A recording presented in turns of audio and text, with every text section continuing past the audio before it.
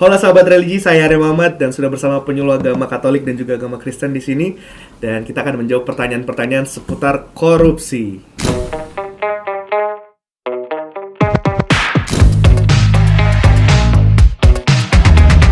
Nama saya Yosefina Tiar, saya sebagai penyuluh agama Katolik pada bidang Bimas Katolik Provinsi Papua. Perkenalkan, nama saya Valen Ayomi sebagai penyuluh agama Kristen pada kantor wilayah Kementerian Agama Provinsi Papua. Kita masuk ke pertanyaan pertama. Seperti apa sih agama Katolik dan juga agama Kristen memandang korupsi? Dalam gereja Katolik memandang korupsi itu sebagai kejahatan, sebuah kejahatan kemanusiaan. Ya. Tapi juga dosa berat dan merusak tatanan sosial, demokrasi dan keadilan. Karena hal ini juga, korupsi ini juga secara tidak langsung melemahkan pihak-pihak kecil. Oh iya, betul. Misalnya orang-orang yang lemah. Karena misalnya kalau korupsi terjadi di sebuah negara, berarti uang-uang negaranya yang harusnya diberdayakan kepada orang-orang yang membutuhkan jadi diambil. Iya. Ya, kalau dari Bapak? Kalau khususnya pandangan Kristen pandangan Kristen secara Alkitab baik perjanjian lama maupun perjanjian baru, secara konsisten dan berulang dan tegas, Alkitab menjelaskan bahwa jangan mencuri. Itu bahkan terdapat dari 10 perintah itu, pada perintah yang ke-8 Alkitab mengatakan bahwa jangan mencuri. Ini berarti Alkitab telah memberikan sikap bagi setiap kita sebagai orang percaya. Pandangan kita harus selaras dengan Alkitab. Bahkan Alkitab juga mengatakan bahwa cukupkanlah dirimu dengan gajimu. Artinya itu berarti sudah ada semacam peringatan yang sudah diberikan oleh pesan-pesan Alkitab, bahwa sebagai orang Kristen kita wajib untuk tidak korupsi dalam hal ini mencuri. Itu sudah sangat jelas, sehingga itu sebuah sikap tegas yang disampaikan oleh Alkitab seperti begitu. Oleh karena begitu pandangan Alkitab jelas menolak dan menentang korupsi. Betul.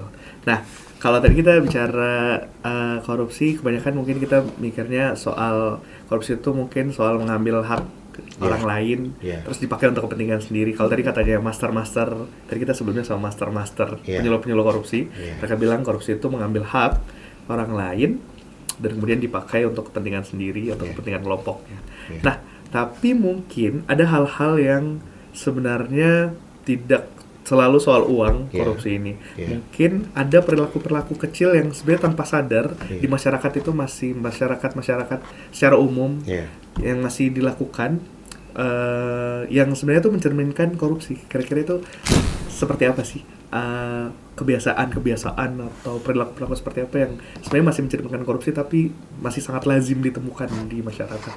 Kalau dalam gereja Katolik sendiri, korupsi ini tidak hanya dalam konteks birokrasi, misalnya untuk para koruptor, tetapi juga korupsi ini berlaku di masyarakat. Salah satunya, kalau pandangan gereja Katolik adalah mencintai alam. Karena kita diciptakan serupa dan segambar dengan Allah. Berarti alam ciptaan pun harus kita jaga, kita lindungi. Kita diberi kebebasan juga untuk mengelola alam, tetapi juga mengelola secara secukupnya. Sehingga tidak berlebihan, tidak merusak. Dan juga hal-hal kecil yang kadang kita temui soal waktu, misalnya, yang terjadi di dalam kehidupan kita setiap hari, soal waktu. Kemudian banyak hal juga yang terjadi yang berkaitan dengan korupsi, bukan hanya soal materi. Materi. Soal waktu, misalnya janjian jam 9, datangnya jam 3 pagi. Itu hal-hal kecil. Dan juga tadi sudah disampaikan juga oleh Pak Valen, kalau dalam agama Katolik juga sama bersumber dalam kitab suci, pada ayat yang sudah tadi disampaikan oleh Pak Valen, sehingga kita mempunyai dasar biblis. Kalau dalam gereja Katolik kita sampaikan kita mempunyai dasar biblis, yaitu jangan mencuri. Berarti termasuk mengambil hak orang lain. Iya, karena ini berkaitan dengan moral dan spiritual. Sehingga kita mempunyai panduan jangan mencuri dalam arti yang luas. Tidak hanya dalam hal materi, tetapi dalam hal-hal konkret sosial yang kita hadapi di tengah-tengah masyarakat. Ya, jadi kalau pada pandangan Kristen pun sama ya, tidak beda jauh karena kita bersumber pada kitab yang sama, Alkitab, sehingga memang kadang hal-hal terkait korupsi itu kita lakukan tanpa kita sadari. Tetapi satu hal yang paling penting yang perlu kita tahu bahwa sebagai seorang yang beragama, artinya apa yang disampaikan oleh Alkitab itu, apa yang disampaikan oleh kitab suci itu wajib kita kerjakan. Artinya ketika kita keluar daripada konteks itu, kita tidak hanya menentang Tuhan, tapi kita juga menentang bagaimana nilai-nilai dan tatanan-tatanan sosial. Dan seperti tadi mungkin juga disampaikan, mungkin yang paling sering itu adalah waktu ya, waktu yang terkadang kita melakukan korupsi terhadap waktu. Itu dianggap sesuatu yang biasa. Dan dinormalisasikan. Betul. Itu normal gitu. Kalau kita datang kalau kita datang telat kayak biasa loh, orang Jayapura jadi gitu. Padahal itu sebenarnya secara tidak langsung kita sedang menanam perilaku korup. Iya, betul. Kita sedang melakukan perilaku korup. Mungkin ada orang yang karena waktu kita itu dia ada mengorbankan yang lain seperti itu toh. Itu hal yang paling kecil. Kita tidak usah berbicara yang lebih besar ya. Mungkin itu konteks yang bisa kita mengerti hari ini dari pembicaraan yang singkat seperti sekarang ini begitu Mas Arya. Jadi tuh buat teman-teman yang masih sering ngaret dan merasa itu normal, jangan korupsi. Kalian sehari ini suka ini protes, kenapa ini banyak koruptor? Kamu saja masih ngaret. Mungkin itu pesan itu. Karena dari ditanya poster. Iya, poster. OTW baru mau mandi. Baru mandi ya. Betul. Itu sering sekali itu. Torres tuh. Iya, itu sering sekali. Jadi sebenarnya kan perilaku-perilaku kita sebagai masyarakat juga mencerminkan akhirnya tindakan-tindakan yang masif seperti itu, seperti korupsi. Kalau kitanya aja masih belum beres, dalam tanda kutip, dengan sikap-sikap kita dari hal-hal kecil seperti itu, gimana kita mau mencegah hal-hal yang lebih besar terjadi. Bicara soal cara mencegahnya tadi kita saya sudah sempat mention, apa kira-kira di dalam perspektif agama apalagi hal-hal yang bisa memperkuat iman dari terutama anak-anak muda untuk bisa mencegah diri dari hal-hal kecil maupun korupsi. Ya, hal-hal kecil yang mengarah korupsi maupun korupsinya itu sendiri. Baik. Kalau hal-hal kecil yang bisa mencegah ini ya korupsi ya. Korupsi ya melalui pendekatan. Melalui pendekatan karena memang hal ini sangat, kalau mau dibilang ini menjadi satu perilaku ya yang sudah melekat dalam diri orang tersebut karena ini berulang-ulang sehingga disebut korupsi. Maka hal-hal yang perlu ditekankan di sini adalah pendekatan dan dari diri sendiri mau untuk berubah. Dan yang kedua adalah secara bersama-sama. Misalnya mungkin ada satu momen misalnya atau membuat satu kegiatan yang berkaitan dengan pertobatan. Nah, seperti begitu sehingga ada satu titik di mana mereka merasa bahwa hal ini tidak benar. Bukan malah kumpul sama-sama terus korupsi sama-sama. Tapi bertobat sama-sama. Tapi kemudian kalau dalam gereja Katolik biasanya kita memberi pengetahuan tentang hal ini, pendidikan iman, karakter dari dalam keluarga. Karena 60% itu kehidupan mereka terima di luar, di lingkungan. 40% di dalam rumah. Setidaknya 40% ini karakter yang sudah ditanamkan ini ada di dalam pribadi anak-anak atau manusianya sendiri. Sehingga ketika dia keluar, walaupun dia hidup di lingkungan yang 60% ini, tetapi 40% ini dia lebih dominan. Bisa menjaga dia lah. Maka hal yang paling penting adalah pendidikan karakter di dalam keluarga. pendidikan karakter itu contohnya seperti apa sebelum kita ke ini? Dalam hal-hal kecil, lewat komunikasi atau hal-hal kecil yang terjadi di dalam rumah. Tanggung jawab. Misalnya jam tidur, misalnya. Kan ada jadwal, dia harus bangun jam berapa, belajar jam berapa. Diajarkan disiplin lah. Disiplin. Ini juga salah satu hal yang termasuk juga dalam korupsi. Ketika sudah ada jadwal, tapi ketika dia tidur lewat dari jam itu, karena merasa bahwa saya malas atau masih rasa capek kayak begitu, sehingga hal ini juga masuk dalam korupsi. Korupsi waktu ya. Korupsi waktu ya. Karena bisa dilihat juga, oh kalau dia bangun terlambat berarti malam mungkin dia tidur terlambat. Nah itu berarti hal-hal kecil. Kalau tidur malam harus jam sekian, sehingga ketika bangun kita punya tubuh segar. Ini hal-hal sederhana yang termasuk dalam pendidikan karakter di dalam rumah. Ya kalau dari pandangan Kristen sendiri lebih kepada penanaman nilai-nilai beragama di dalam hati orang muda, bahkan kita semua ketika dia secara moral, ini kan korupsi ini berurusan dengan moral ya.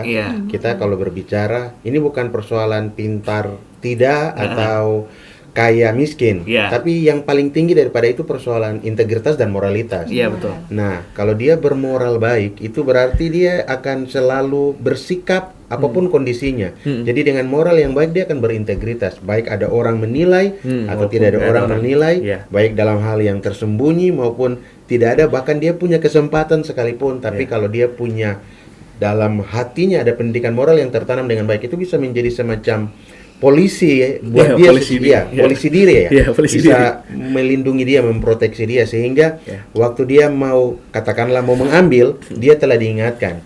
Misalkan ajaran Alkitab mengatakan jangan. Kalau dia mau melakukan ketidakadilan, dia secara pribadi itu sudah ada lebih dulu, sehingga itu akan sangat mudah membantu dia. Tetapi kalau seandainya moralnya itu tidak tertanam dengan baik dengan nilai-nilai agama, itu akan sangat mudah dia terpengaruh karena situasi di luar dia itu tidak menjamin dia sebenarnya. Artinya korupsi atau tidak korupsi itu tergantung kepada pribadi orang itu. Kalau dia mau, pasti saja ada kesempatan. Tapi kalau dia sudah mau untuk tidak, pasti akan ada proteksi untuk dia meskipun ada kesempatan. Jadi intinya kembali kepada pribadi moral itu, sehingga dia mampu berintegritas. Bagaimana di Kristen membangun moral itu bisa diterapkan? Apakah itu dari dini, harus pendidikan dari dini? Atau gimana kalau yang sudah terlanjur, misalnya anak-anak muda ini terus mau membangun itu, mengokohkan polisi dirinya sendiri itu, mau merekrut polisi dirinya. Kira-kira apa yang bisa dia lakukan? Kalau dari Kristen memang pada dasarnya itu pendidikan sejak dini itu perlu dilakukan mulai dengan kalau di Kristen sekolah minggu, bagaimana dia diajarkan nilai-nilai kejujuran di sana. Kita biasanya juga di sekolah minggu tuh dikasih orang tua persembahan, bahwa ini persembahan untuk pergi memberikan persembahan. Kadang di situ itu juga menjadi nilai kejujuran buat dia. Kalau misalnya persembahannya katakanlah 5.000, dia bilang sudah saya kasih 3.000 saja, nanti 2.000 buat saya buat jajan. Nah, itu kan dari situ juga kita bisa tahu tuh. Nah, jadi kalau baiknya kita mulai bangun dari kecil ya. Kita kalau bangun karakter ini dari kecil, maka akan sangat membantu dia. Karena kebiasaan baik yang kita tanam sejak kecil itu akan membantu dia sampai pada besarnya nanti. Alkitab juga secara berulang-ulang mengatakan bahwa bagaimana seorang muda itu dapat mempertahankan kelakuannya bersih. Itu hanya sesuai dengan firman Tuhan. Jadi dia hanya bisa melakukan mempertahankan sikap caranya baik ketika dia merujuk kepada firman.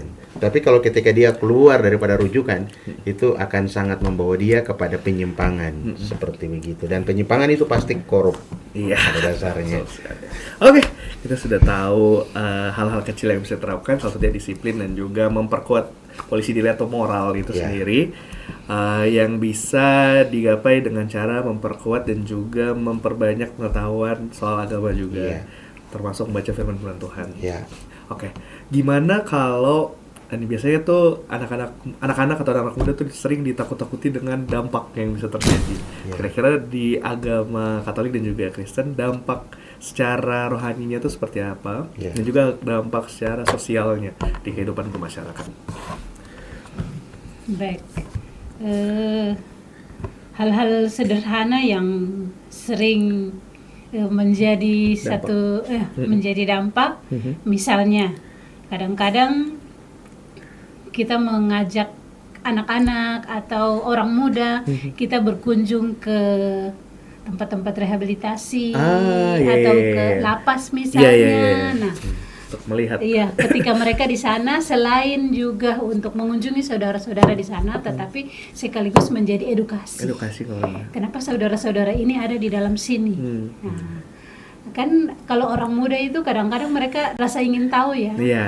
Nah, dan kadang-kadang dari pandangan umum menganggap bahwa ini adalah tempat yang buangan lah misalnya orang-orang yang bersalah, tetapi ketika kita di dalam kita memberi edukasi kepada mereka bahwa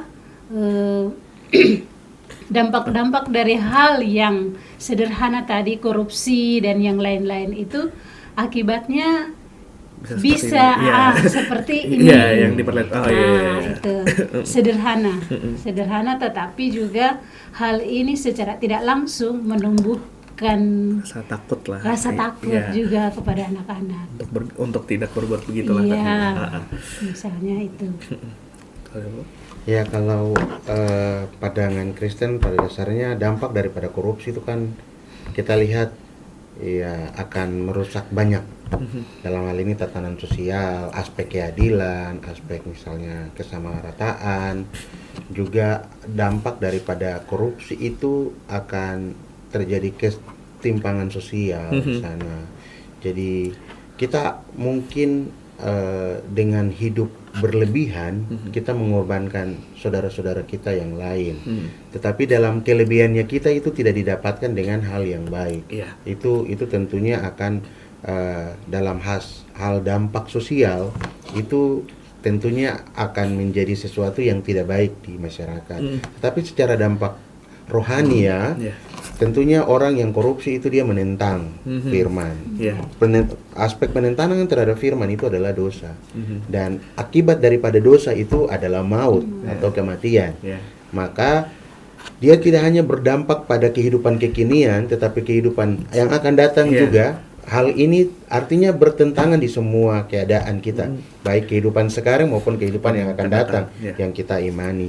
Oleh karena itu, memang sangat jahat kalau kita melakukan korupsi, karena akan berdampak pada dua hal bagi sesama kita, tetapi pribadi kita juga berdampak untuk kehidupan setelah kematian. Katakanlah begitu.